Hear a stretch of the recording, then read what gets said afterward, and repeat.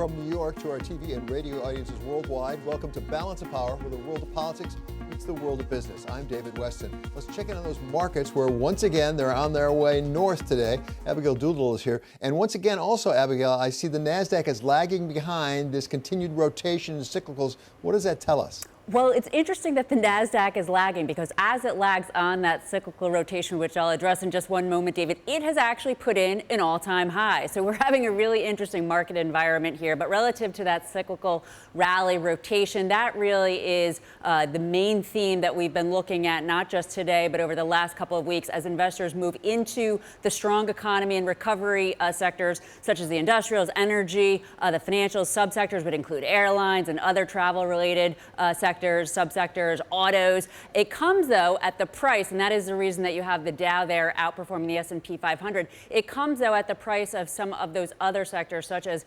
tech and healthcare, those stay-at-home sectors that have turned into the new defense. Calling into question today's rally, though, David, we have some of the haven assets rallying in a very significant way. Dollar-yen down by more than 1%. We have some of the 10-year yield reversing a 6-day. It had been a 6-day backup. Now 10-year yield is trading lower. That tells you that there's a move into bonds. So when you start to see haven assets rally, even as stocks are, especially on the back of a strong move up for stocks, you wonder what are traders looking at? Are they just treading water, waiting to see how all of this resolves? Or is it a tell on something that's about to flare up, such as U.S.-China relations, not liking that cyclical rally, that maybe it's gone too far, too fast, or even perhaps some questioning around that payrolls report on Friday, David?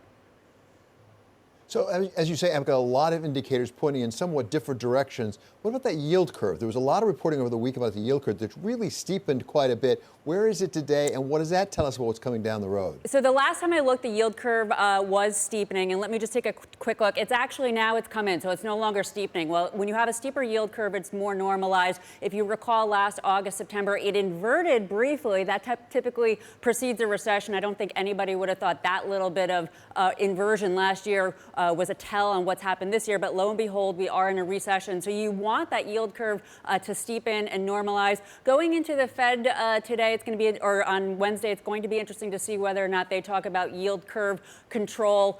Probably pretty unlikely. That Fed meeting may be more just a cruise control meeting where they don't have to do all that much, and it's for the future to make big changes, considering how much has been done for them with that yield curve steepening over the last couple of weeks and the move lower for bonds, plus some of that economic data coming in a bit stronger. That's going to be an interesting meeting indeed. So to your point, the yield curve had been steepening, right now taking a little bit of a breather, and that has to do with the fact that we do right now have this rally for bonds. And this week, David, it's worth noting, a ton of supply coming. It will be interesting to see whether or not billions and billions of dollars worth of bonds will be absorbed in this current environment. Okay, Abigail, thank you so much for that report on the markets. Well, markets got a nice surprise on Friday from those jobs numbers that really pretty much shocked everyone. And that means this week we're going to be looking at any economic data that come out to see, do they tend to support what we saw in the jobs numbers? To take us through that, we welcome now our colleague Michael McKee. He is Bloomberg Chief Economic and Policy Correspondent. So what are you looking at this week, Mike? Will it give us any indication whether the jobs numbers are really indicating something larger about a rally?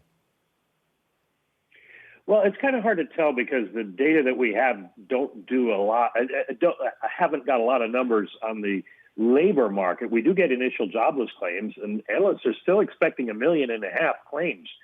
So that is kind of hard to square with what we saw on Friday. We normally have a lot of churn in the labor market, but that's an extraordinary amount. So we'll have to see what we make of that. This is really a week of price indicators, the CPI in particular. If we're in a deep recession, we should see prices low or falling. Last month, the CPI fell by 0.8. This month, we're expecting a flat number, but it leaves the year-over-year inflation rate at just 0.3%. And that would definitely say, okay, we're in recession. Then the question is for Wednesday, when the Fed's meeting, what do they think of inflation? Do they think it's going to start rising again? So it's kind of hard to tell. We may not get a lot of ratification of where we're going, just more indications of where we are. So jump to that Fed meeting where we'll get a result on Wednesday. You've covered the Fed for a good number of years. Did the jobs numbers on Friday make the Fed's job easier this Wednesday? In a sense, yes. They're not expected to do anything, and so there's no pressure on them because obviously the jobs numbers are better. The question that then becomes, does that continue? And the Fed, being all professional economists, is going to say, we never look at just 1 month to see if it's a trend. So they'll definitely want some sort of additional information to decide whether they're going to be changing policy going forward. Probably not anytime soon. The whole question of yield curve control can probably wait. We'll be interested to see what the minutes say and what kind of discussion they have, because if you're going to do yield curve control, it's also a question of where on the curve you do it and what interest rate you set. If you're going to be at the long end, what should the 10-year rate be under these circumstances? We know that they want 0 for the short end. So where do they go with the long end? Those will be questions that may be answered in the minutes, but we probably won't get a whole lot out of the Fed on that. We'll be sure to ask Jay Powell at his news conference. The most interesting thing from the Fed is going to be their economic projections. They're doing them for the first time since January, since they decided there was no point in March. So we'll see where they think the economy is going. We'll get the dot plot, which will probably be completely flat for the next 2 years. They'll have no indication of rate increases. And it'll be interesting to see if they have scrambled to redo their unemployment forecasts after this last week's jobs report. One more, Mike. Have they gotten that Main Street lending program going? Every time we hear from Chair Powell, he says, oh, it's just a matter of a couple of days from now. Have they got it going finally? Not yet. So we're going to have to wait and see what's going on with that and why they haven't been able to. It's been promised on a regular basis. And so we need to ask Jay Powell about that. And I would imagine he would be telling us pretty much the same thing, that it's going to come anytime. But we just don't know when it's going to start. We all thought it would have started by the time they started their meeting tomorrow. Yeah, I think you called it the Waiting for Godot lending facility at one point, Mike. Exactly. Thank you so much to Michael McKee. He's our chief economic and policy correspondent. Coming up, House Democrats are unveiling right now up on Capitol Hill a sweeping proposal for policing reform. We're going to talk with Professor Imani Cheers of GW University about what they're talking about and whether it makes sense. That's coming up next on Balance of Power on Bloomberg Television and on radio.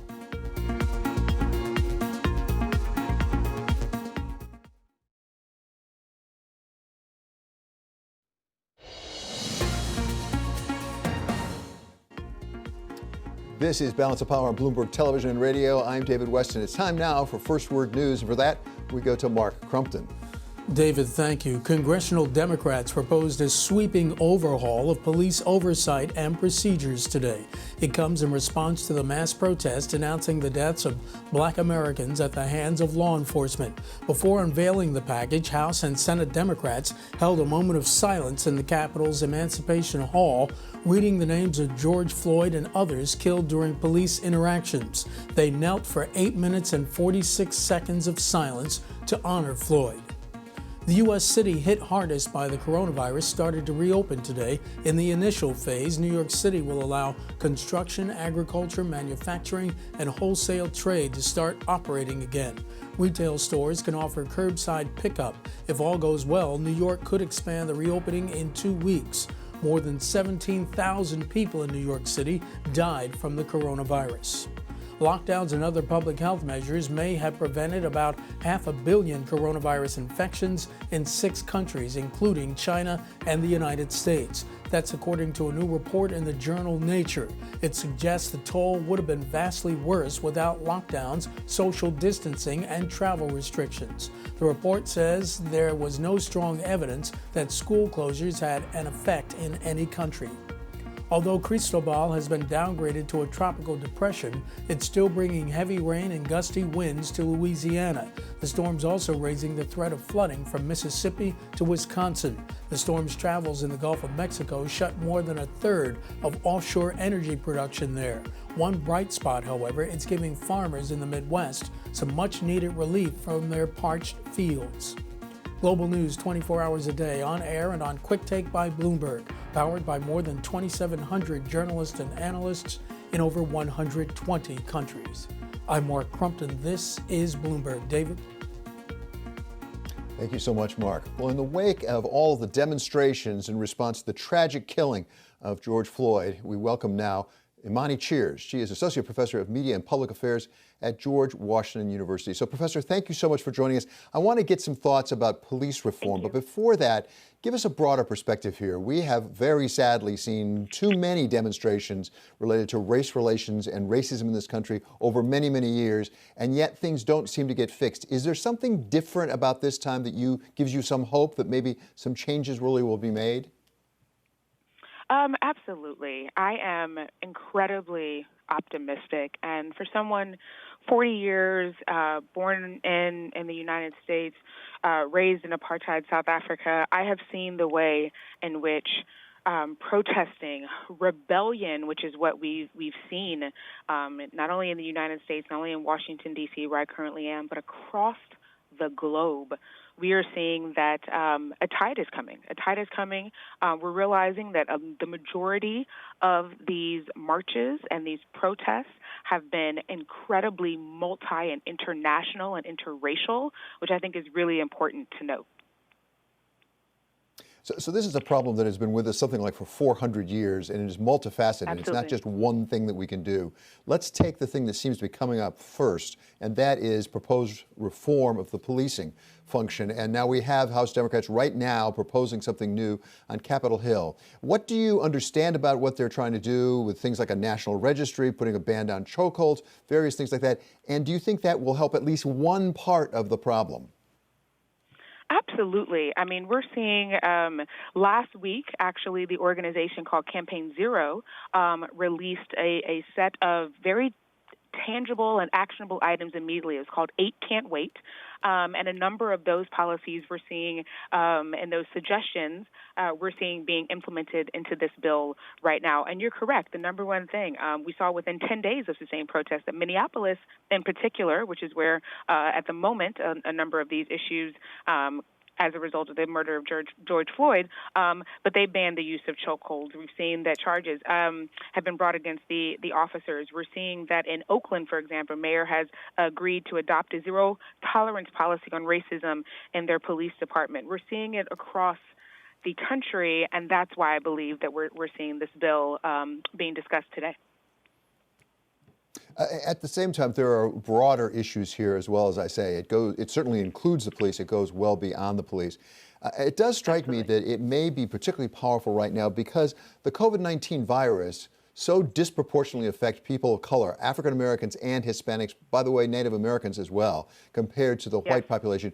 Did these two things come together with that horrific killing that we got to see on the video up in Minneapolis?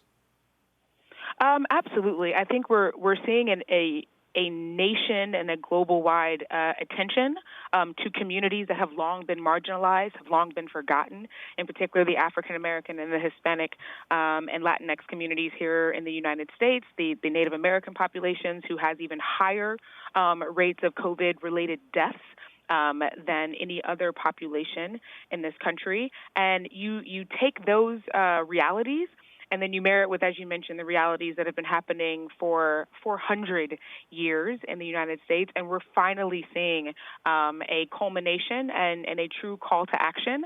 I am optimistic. I still am putting pressure on lawmakers. As you mentioned, it's not just about dismantling or defunding police departments nationwide, but it's truly about having very real and tough conversations around racism, around systemic oppression and white supremacy that for just a long time in this country we were afraid to have. And not having those conversations had led to and is leading to the full-on rebellion from all people who see that this is just completely unjust.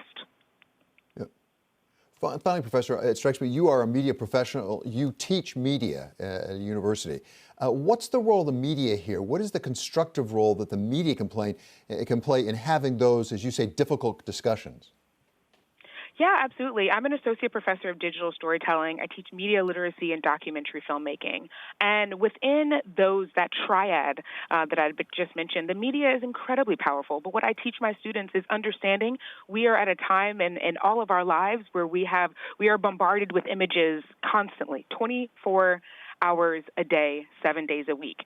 And it really takes a skill set to understand what is misinformation, what is disinformation. I don't like the term fake news, but there's things out there that are completely presented to cause chaos and dysfunction. We saw that last Tuesday when there was a whole Blackout Tuesday and what that meant, and there was a lot of misinformation around that topic. Who was this, sort of moment for? And it's really important that we pay attention. It's really important that we're critical of the information that comes across our feed. But if it wasn't for the capture on video of the murder of George Floyd, the murder of Ahmaud Arbery, and those are just what we've seen within the last 5 weeks in the United States. And we cannot forget Breonna Taylor in this entire conversation. And these are just, again, recent murders.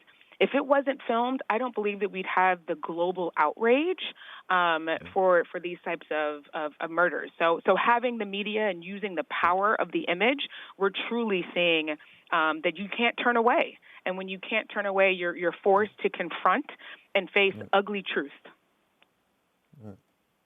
Thank you so much. Really appreciate you being with us. That's Imani Cheers. She is Associate Professor of Media at George Washington University. Coming up here, we have our stocks of the hour. Those travel stocks have gotten beaten down so badly, they may be on their way back. That's coming up next on Balance of Power on Bloomberg Television and on radio.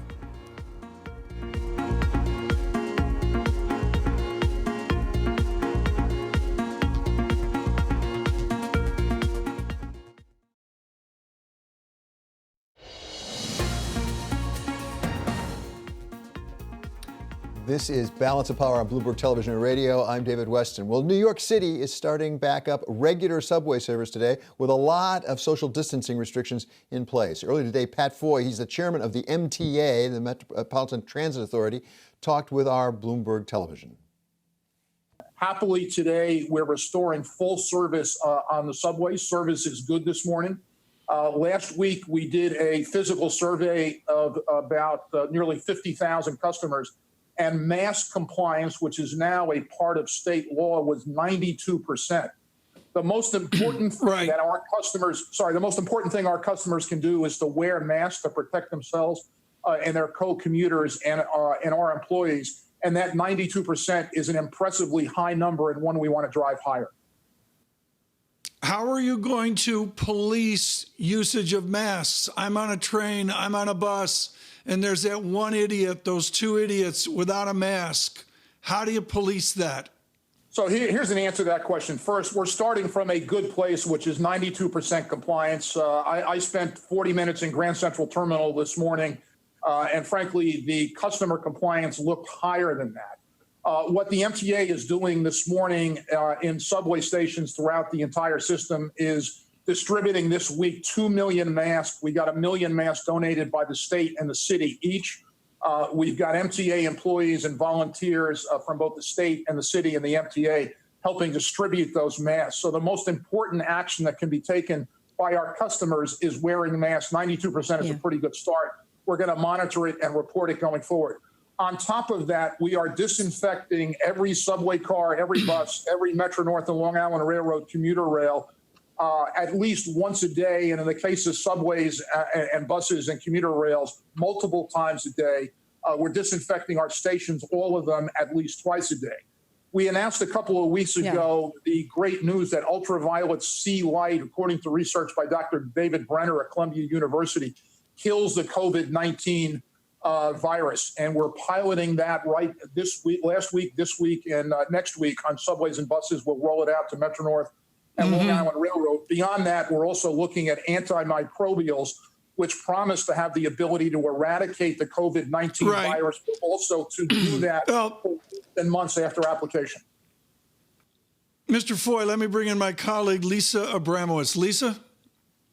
Well, no, Chair, one thing that I'm struggling to understand is how quickly ridership has to get back up to near where it was in the past in order for the MTA to remain solvent without federal government help or additional borrowing, perhaps, through the Fed's new facility. So, Lisa, great question. Obviously, in the CARES Act, the MTA received over $3.8 billion. The HEROES Act, which was passed by Speaker Pelosi, and both of those we owe great thanks, and have to acknowledge the work that Senator Schumer and the New York congressional delegation did on a bipartisan basis. like every transit agency in the country and around the world, ridership has declined precipitously. That's the flip side, obviously, of New Yorkers responding to Governor Cuomo's directive and request that people stay home. Today is an important day, phase one of the recovery of New York. We expect, and anecdotally, first of all, we're providing really solid, reliable subway and bus service this morning. There have been no delays reported.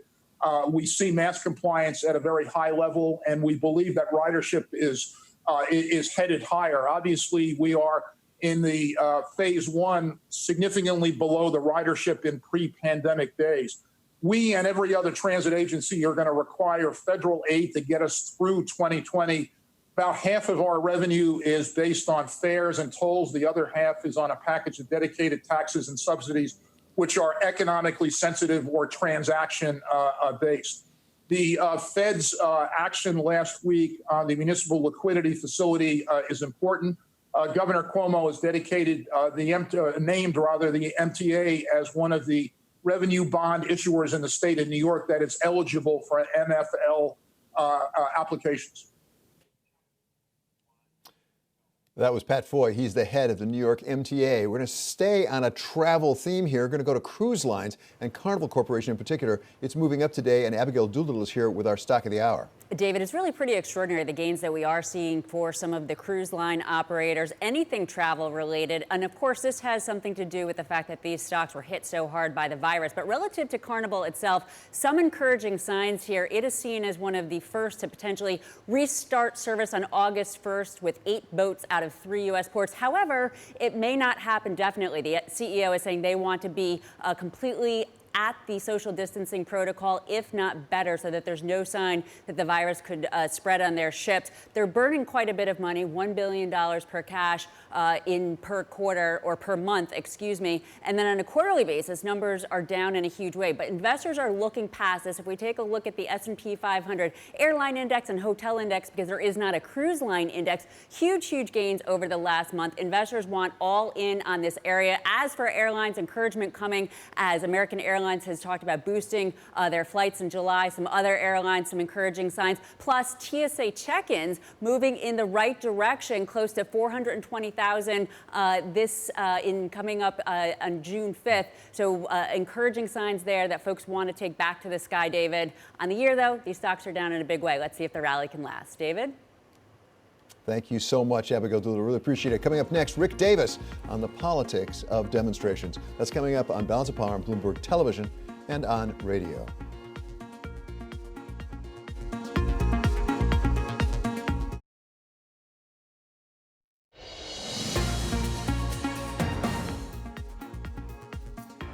This is Balance of Power on Bloomberg Television and radio. I'm David Weston. It's time now for First Word News, and for that, we go to Mark Crumpton. David, thank you. Worldwide infections from the coronavirus have surpassed 7 million. The grim milestone comes a little more than a week after reaching 6 million cases. Hotspots, including Brazil and India, are driving a daily increase of more than 100,000 cases. Encouraging news out of London. The city's reported no new coronavirus deaths in the past 24 hours. It's the first time that's happened since the country's lockdown began at the end of March.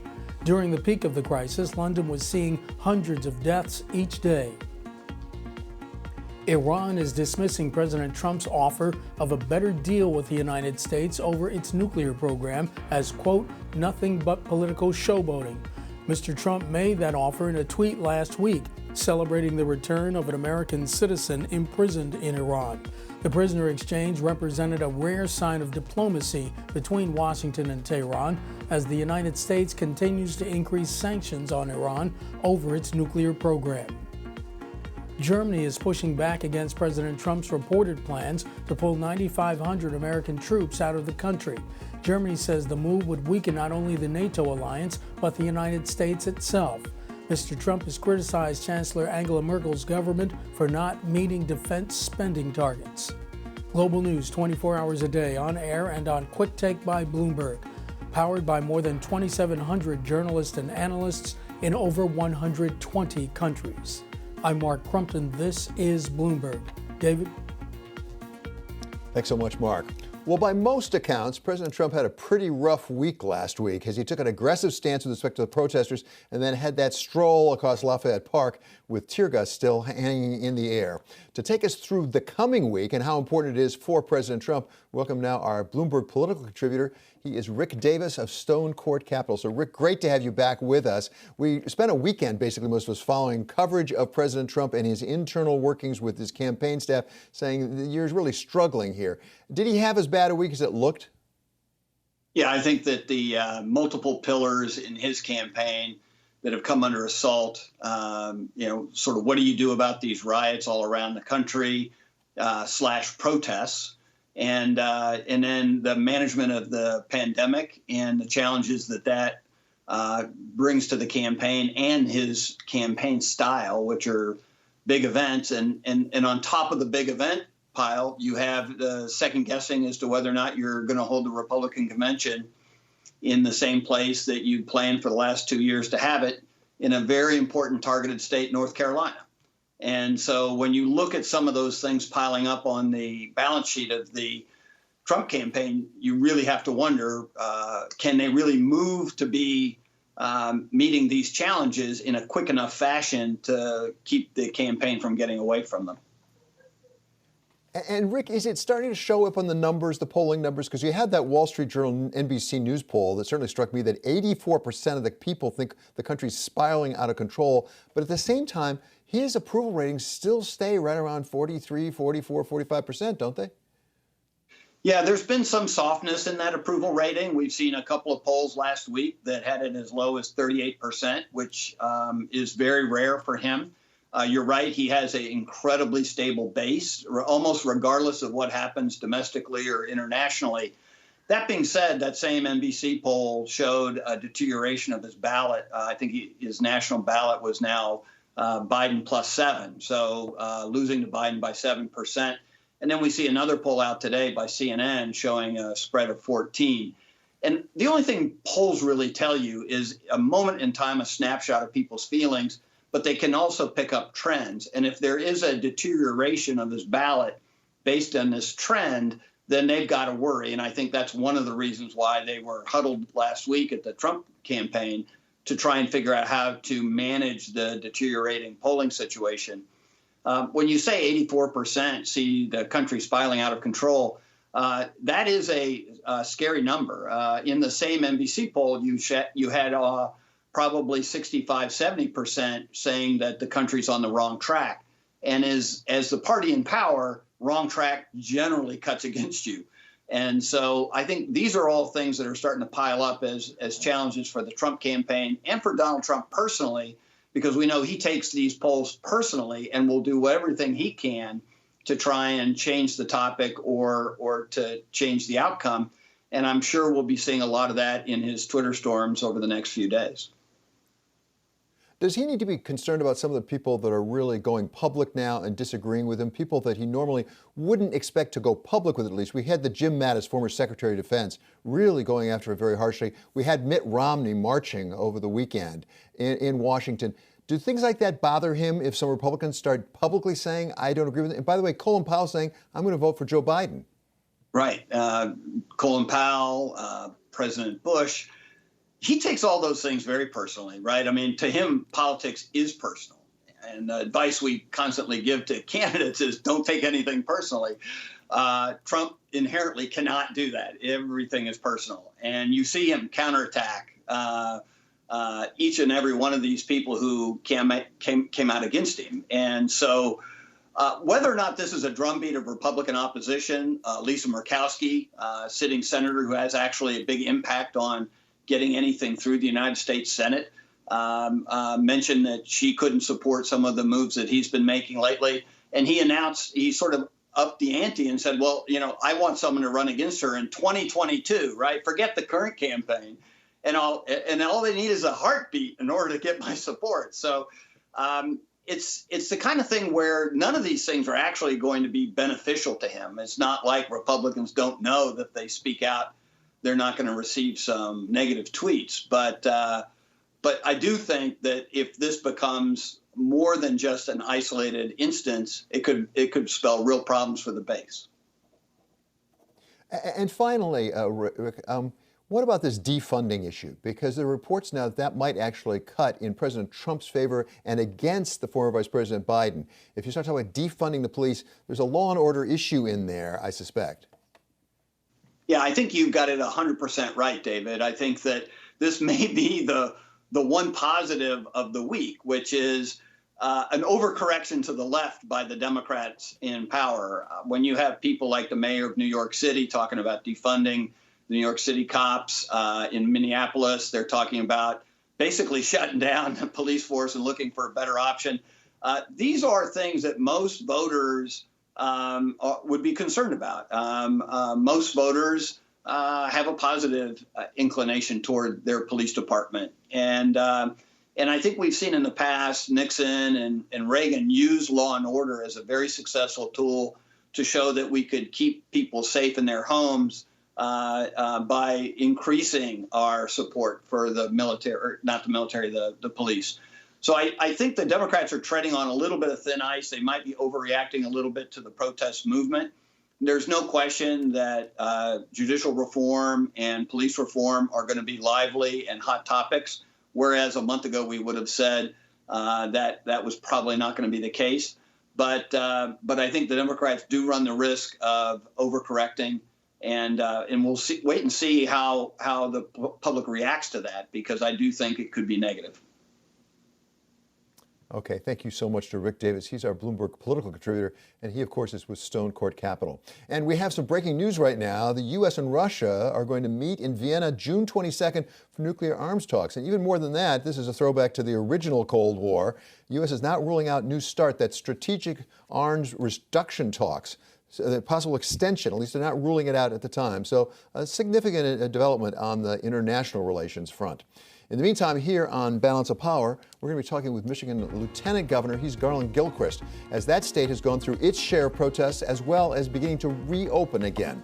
That's next on Balance of Power on Bloomberg Television and on radio.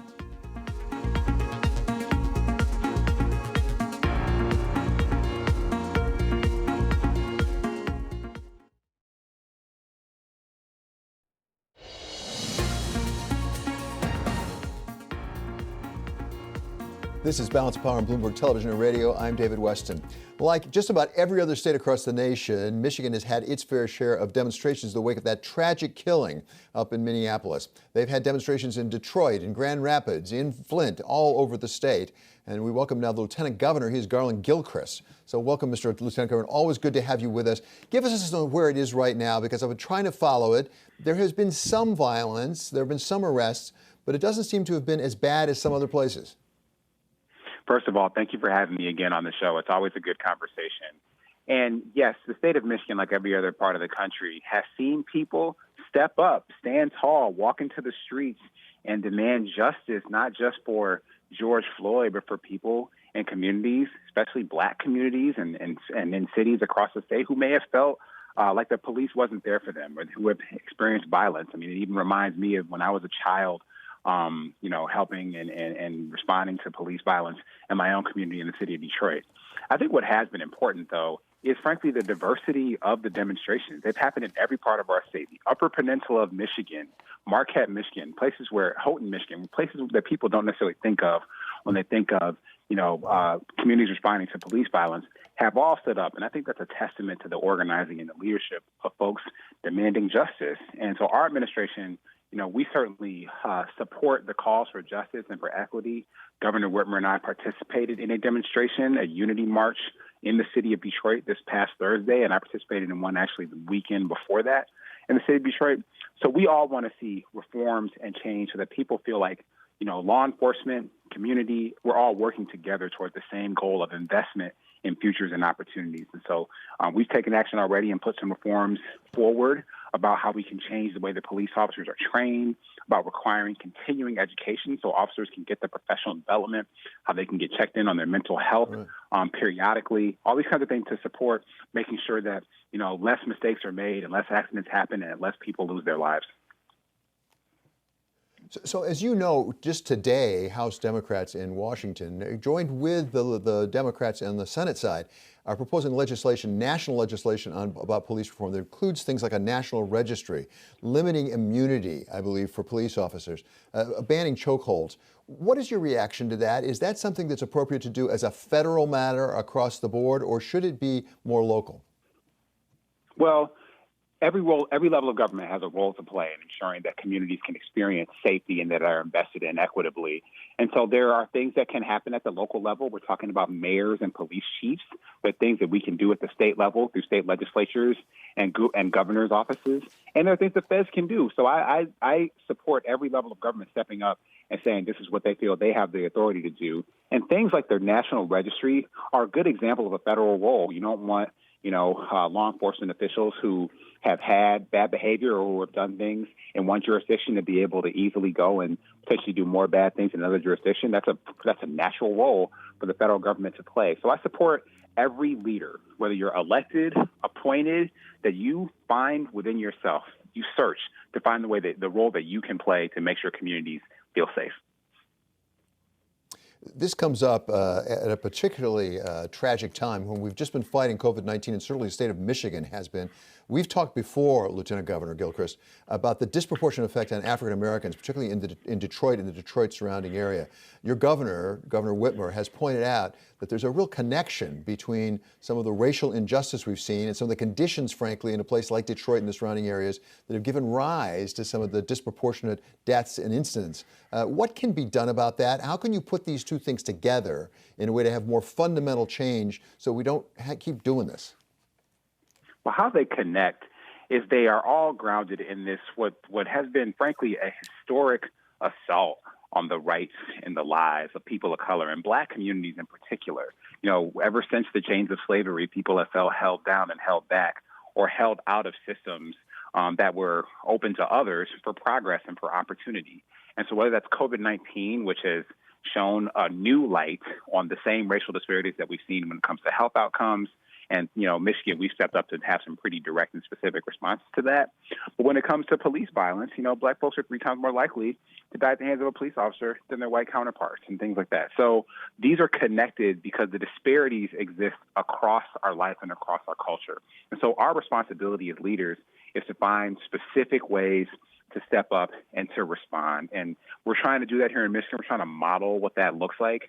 One of the things I will say is the demonstrations that have been happening in our state, we continue to have concerns about making sure that people are doing so as safely as possible because COVID-19 didn't go away. So, we need people to wear their masks. We need people to try to stay, have some kind of social distancing. I think that's been very difficult. So we're watching very closely the impact of what that could have on the cases of COVID-19 in our state. We're trying to be very mindful of that. But in the meantime, no action that we took as a state government ever limited people's ability to exercise their constitutional rights.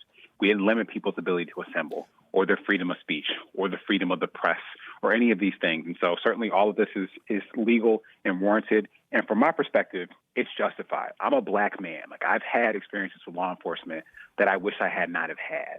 And so this is a moment that so many people in our country and around the world are stepping up to speak out, and we need to act in this moment with policy change that can lead to real progress. Michigan got hit very hard by COVID-19, and you had to shut it down to a very large degree. There was some controversy about that, and now you're starting to open it back up again.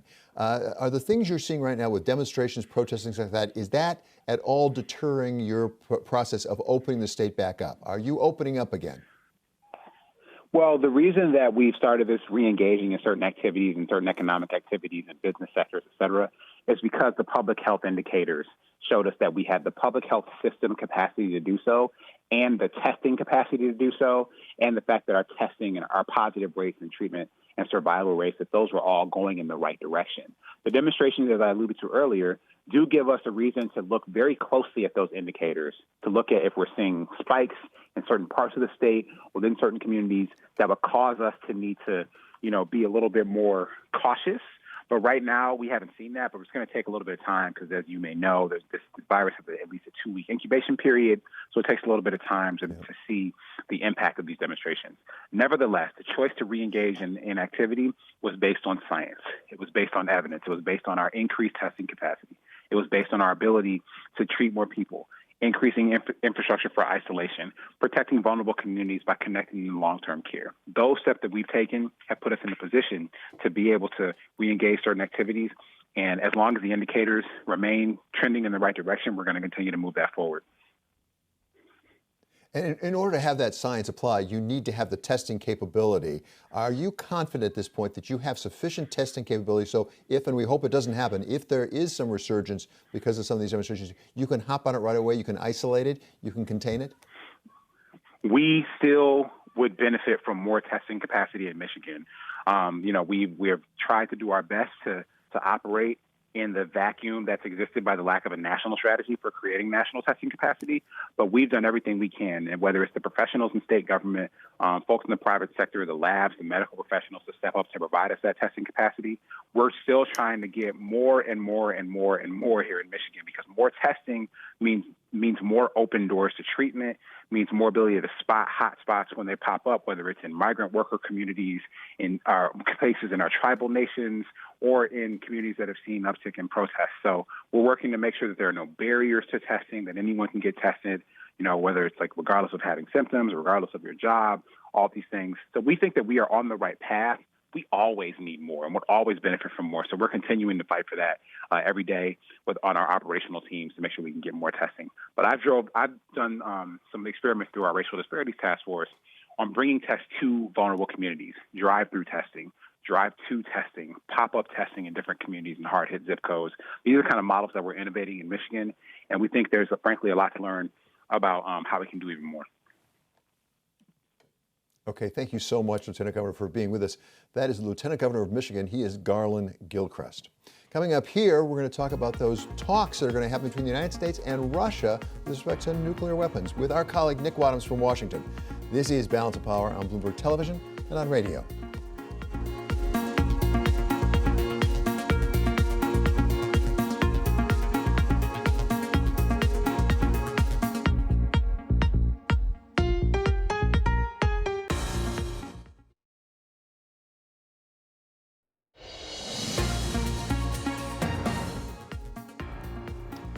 This is Balance of Power on Bloomberg Television and Radio. I'm David Weston. Well, earlier during Balance of Power, we learned that the United States will be sitting down with Russia later this month in Vienna to resume some strategic arms reduction talks involving nuclear weapons. We now turn to Nick Wadhams, who covers the State Department for Bloomberg. So, Nick, tell me about this. I knew that we were modernizing our nuclear weapons. That's something that had been a priority of President Trump. I didn't know that arms talks were also a priority of his. So the issue here is that the New START treaty, which limits U.S. and Russian strategic nuclear weapons, expires next year, and folks have been watching this for a long time because the U.S. has said, we're not going to continue with this unless China joins for a broader set of trilateral talks. So the fear has always been that the U.S. was going to let the New START treaty expire, which it does in February of 2021. If it didn't get what it wanted with China. But now what we've learned is that the U.S. and Russia are going to go ahead and have talks, possibly to discuss extending New START, though they don't yet have a commitment from China to join broader talks yet. How does this fit with modernizing the nuclear force for the United States? Well, this is pretty separate from that. What you're seeing here is the administration trying to find new angles for how to proceed, whether to just totally give up on the New START treaty while it pursues this broader goal of bringing China in. The administration believes that China has a secret and what it calls unconstrained program of nuclear buildup. It has far fewer nuclear weapons than the U.S. and Russia have. But nonetheless, the administration believes it is rapidly adding to its nuclear stockpiles, and they want to pull China in to a more robust nuclear arms treaty that would include additionally more robust verification measures. Nick, we also had reports earlier that, in fact, the United States might resume nuclear testing. How does that fit together, or is this part of the negotiation, frankly? I think that what you're seeing more broadly is an administration, the Trump administration, believes that it needs a much more robust stockpile of nuclear weapons. It believes that past administrations had essentially left the nuclear deterrent to wither a little bit. They weren't sufficiently funding it. And President Trump largely believes that a restriction on testing is just unnecessary handcuffing of this administration's prerogative to make its nuclear weapons deterrent more robust. So whether that's a negotiating tactic or not, it is certainly a priority of the administration's. But for now, the significant thing is that we are seeing some indication that the administration may be willing to bend and allow this arms control treaty, New START, to be extended with Russia, even without Chinese participation. Yeah, potentially very important. Thank you so much to Nick Wadhams, our colleague who covers the State Department for us. So that does it for the first hour of Balance of Power. Coming up in the second hour, we're going to talk with the Labor Secretary, Eugene Scalia, who brought us those surprising numbers back on Friday. We're going to talk to him about why we were so surprised. That's coming up on Balance of Power on Bloomberg Television and Radio.